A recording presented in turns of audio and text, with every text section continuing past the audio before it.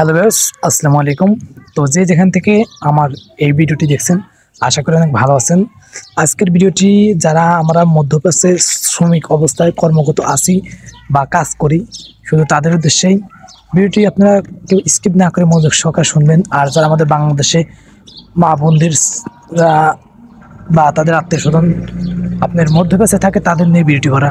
কথার কথা, যদি যে কোনো কারণ হোক বা যে কোনো অবস্থায় ইরান এবং ইসরায়েলের যুদ্ধ লেগেই যায়, তাহলে আমাদের অবস্থা কি হতে পারে? ভাই, সত্যি কথা বলতে খুব বাজে একটা অবস্থা হবে।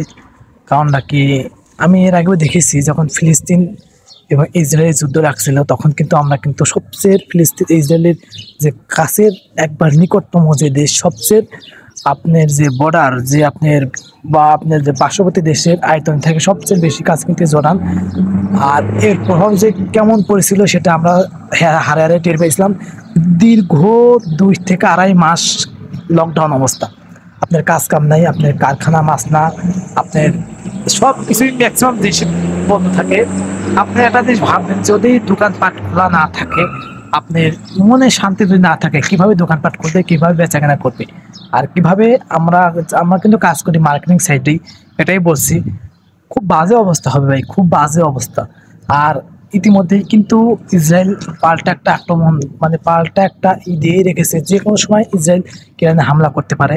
এটা ইসরায়েল যদি ইরানে হামলা করেই দেয় ভাই, বাস্তব কথা, আমাদের মধ্যপ্রাচ্যে যেগুলো আমরা কর্মরত আছি বা মধ্যপ্রাচ্যে যারা আমরা কাজ করি, তারা কিন্তু বাজে অবস্থা, খুব বাজে অবস্থা।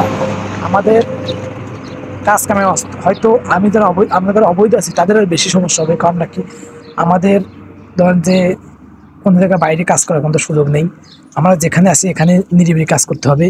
আর এখান থেকে বাইরে কিন্তু আমরা যেতে পারবো না, চেষ্টা করলেও গেলেও সমস্যা। কারণ নাকি যখন আপনার আন্দোলন আপনার এদিকে দেখেছে, বাংলাদেশ কেমন হয় জানে না, এখানে যদি একটা ইসলাম কান্ট্রিতে যদি হামলা করে দেয় বা ইসলাম কান্ট্রি যদি ঝামেলা পড়ে, তাহলে পার্শ্ববর্তী ইসলাম কান্ট্রিগুলো, যেমন এগুলোও কিন্তু আরব দেশ, পার্শ্ববর্তী আরব দেশগুলোও কিন্তু আপনার আন্দোলন, আপনার ধরেন যে একটা যে বাংলাদেশি যেমন বলেন না মিটিং মিছিল, আপনি এগুলো হয়।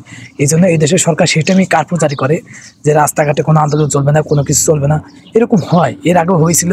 আপনার বিভিন্ন জায়গায় আপনার চেকপোস্ট বসায়, বিভিন্ন পয়েন্টে পয়েন্টে বসায়, যাতে কোনোভাবেই যেন সে উত্তেজনাটা এই দেশে আপনার না হয়, বা কোনোভাবেই যেন সে উত্তেজনা আশ্রয় দেশে না টের পাওয়া যায়।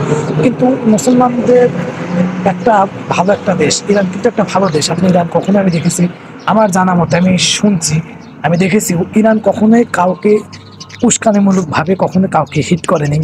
এখানে যাই কিছু হোক, আমার কথা যে আল্লাহ যেন এমন কিছু না করে, কারোর কোনো ক্ষতি যেন না হয়। আমরা দোয়া করি যে কোনোভাবেই যেন এই যুদ্ধটা যেন না লাগে, যেখানে আছে এখানে যেন স্থির থাকে।